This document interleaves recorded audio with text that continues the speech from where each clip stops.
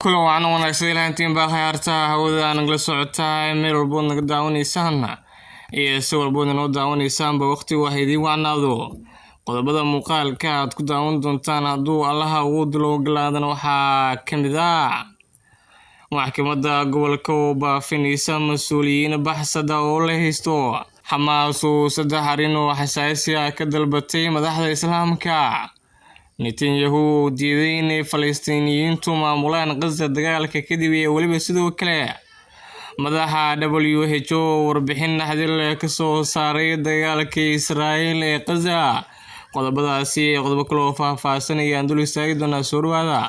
muuqaalka siisay Greyo meel fogna la gaarsiiya kuma xasanidiin aynu ku bilownay maxkamadda gobolka Banaadir ayaa maanta soo saartay warqad ay ku baafinayso eedeysane Cabdulqaadir Maxamuud Ibraahim oo ahaa maamuliye xafiiska canshuuraha bariga wasaaradda maaliyadda ee warta nabadda mas'uulkan oo maqana ayaa maxkamaddu waxay sheegtay inay ka taalo dacwad uu dhinac ka yahay asoo ay soo gudbisay xeer ilaalinta qaranka idaha loo haysta ninkan ayaa waxaa ka mid ah inuu ku kacay musuqmaasuqa ku tagrifal hanti dadweyne iyo been abuur dukumenti sida ay sheegtay maxkamadda gobolka sidoo kale waxay intaasi ku sii dartay in dhammaan falalkaasi ay ka dhaceen xafiiska canshuuraha bariga wasaaradda maaliyadda ee degmada warta nabadda eedeysane Cabdulqaadir Maxamuud Ibraahim ayaa loo qabtay inuu muddo 30 cisho ku hor yimaado maxkamadda taasoo ka bilaabanaysa 11 bisha 11aad 2023 kuna eega 10 bisha 12aad 2023 waxay maxkamaddu faraysaa eedeysanaha sare ku xusan inuu ku hor yimaado maxkamadda gobolka Banaadir muddo 30 maalmood oo ka bilaabanaysa maalinta taariikhdu tahay 11 bisha 11aad 2023 kuna eega taariikhda 10 bisha 12aad 2023 oo maalin axad ayaa lagu yiri baafinta ay soo saartay maxkamadda gobolka Banaadir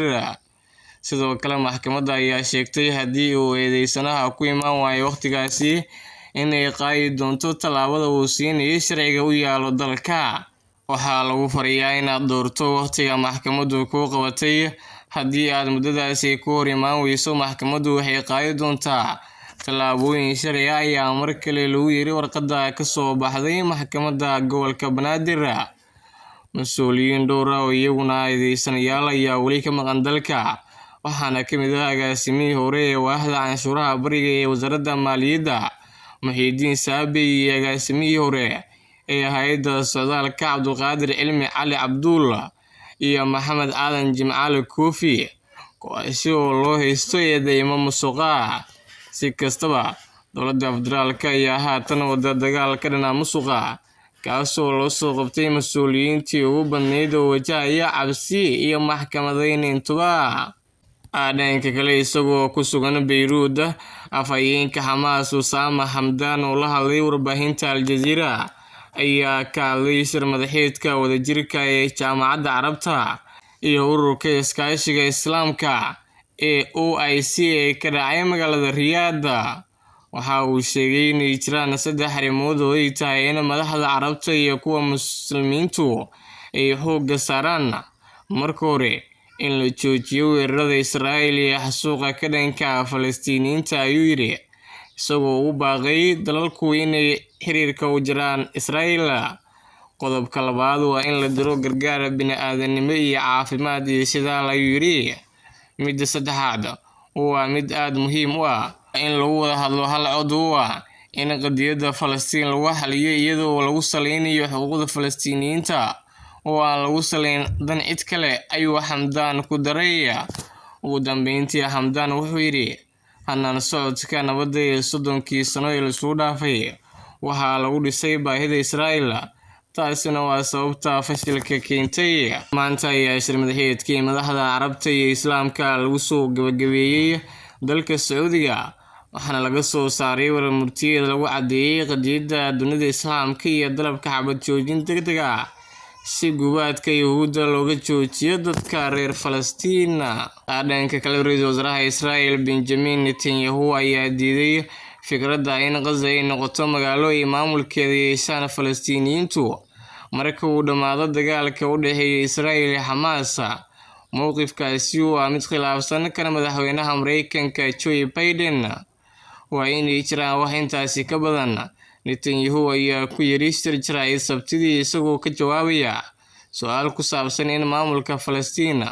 oo qayb ahaan gacanta ku haya daanta galbeed ee la haysto uu maamuli karo Gaza dagaalka kadib. ma jiri doonto maamul riyaad ah oo carruurtooda bara naciibka Israa'iil, laadayaan Israa'iiliyiinta iyo baabi'inta dowladda Israa'iil, ayuu yiri Netanyahu. Haweenaha arrimaha dibadda ee Mareykanka Antony Blinken ayaa Arbacadii tijiyay shuruudo lagu dhisayo dowladda kadib dagaalka. waa inay ka jirtaa dowladda ay Falastiiniyiintu hogaamiso oo ka jirta marinka Gaza iyo daanta galbeed oo midaysan, ayuu yiri Blinken.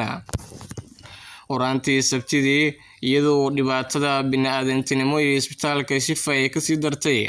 ayaa Israa'iil waxa ay sheegtay inay diyaar u tahay inay carruurta ka daadgurayso isbitaalka kadib markii 2 carruur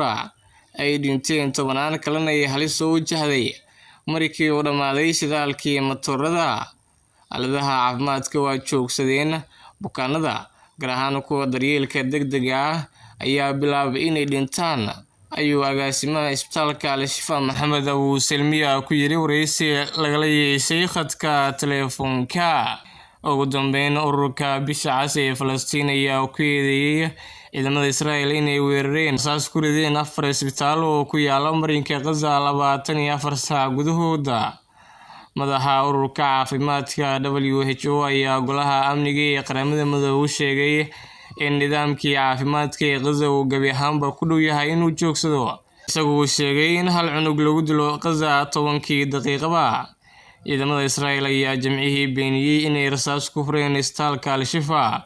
waxayna Hamas ku eedeeyeen inay rideen gantaal la beegsaday ciidamada Israa'iil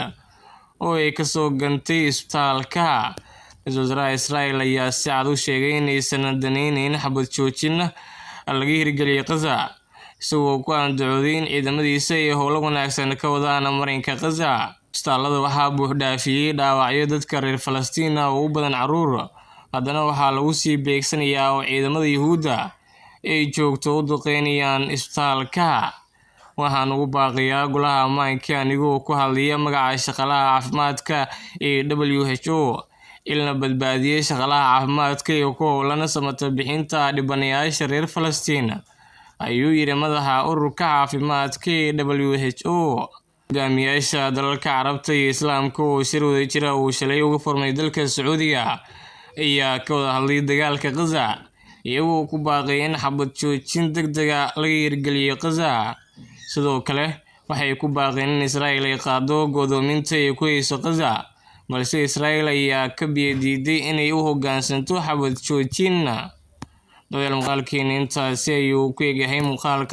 xiga intaan ku kulmi doono, sidaasi nabadgelyo. Assalaamu calaykum waraxmatullaahi tacaala wabarakaatuh.